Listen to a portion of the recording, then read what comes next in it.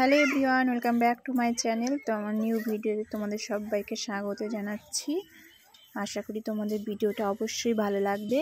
তো এটা ছিল আমার শ্বশুরবাড়ির ব্লগ, মিনি ব্লগ বলতে পারো। ছোট্টখাট্ট একটা স্মৃতি রেখে দিয়েছি। আর দেখতেই পাচ্ছ, ইনি আমার শাশুড়ি মা।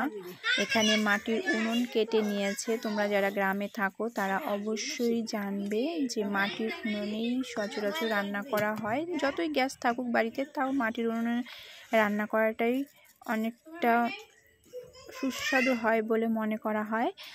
তাই এখানে তো আমরা রান্না করছি না, মাটির উনুন আছে আলাদাভাবে রান্না করার জন্য। এখানে এমনি ঘরের সামনে একটা উনুনের মতন কেটে তারপরে এখানে আয়োজন চলছে। তোমরা দেখে বুঝতেই পারছো কিসের আয়োজন। তো বাড়িতে ছিল পুজো।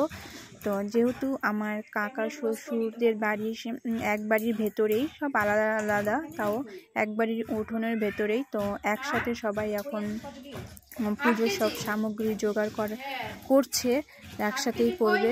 তো এখানেই সেই জন্য উনুনটা কেটে নিয়েছে। এখানে আমার শাশুড়ি মা খই, নাড়ু, লুচি, পুজোতে যা যা লাগে এই পুজোতে, তো সবই করে নিচ্ছে।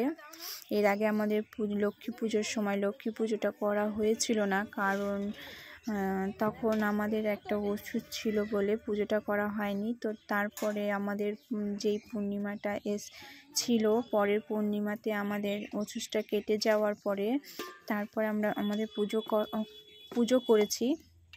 তারই ভিডিও তোমাদের সামনে শেয়ার করছি। অবশ্যই ভালো লাগলে অবশ্যই লাইক কমেন্ট করো, চ্যানেলটিকে সাবস্ক্রাইব করে দিও। আর দেখো, এখানে আমি লুচি ভেজে দিচ্ছি, এদিকে কাকিমা শাশুড়ি লুচি বেলে দিচ্ছে, আর ওদিকে আমার দেওর বসে আছে, ছোট্ট একটা দেওর, এই কাকিমার ছেলে, একমাত্র ছেলে। তো এটা ছিল আমার শ্বশুর বাড়িতে সেই পুজোটা।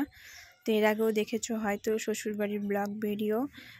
তো তোমাদের কেমন লাগলো অবশ্যই জানিও। আর তোমরা কিভাবে পুজো করো অবশ্যই কমেন্টে জানিও। আমাদের তো পুজোর আগে এইভাবেই প্রস্তুতি করা হয় প্রত্যেকবারই। তো এবার আমি চলে গিয়েছিলাম পুজোতে, তো প্রত্যেকবার পুজোতে থাকা হয় না। কপাল যদি ভালো থাকে তবেই পুজোটা আমাদের পড়ে। তো এবার ছিলাম বাড়িতে পুজোতে, তাই তোমাদের সাথে এই ভিডিওটা শেয়ার করতে পারলাম। চলো তোমরা ভিডিওটা দেখতে থাকো, আর কথা বলবো না। তো নেক্সট ভিডিওতে আবার অন্য কোনো একটা ভিডিওতে তোমাদের সাথে দেখা হবে। ততক্ষণে ভালো থেকো আর সুস্থ থেকো, আর পুরো ভিডিওটা দেখো, একটু সাপোর্ট করো, এটাই বলার ছিল। তো টাটা, তোমরা ভিডিওটা কন্টিনিউ করতে থাকো।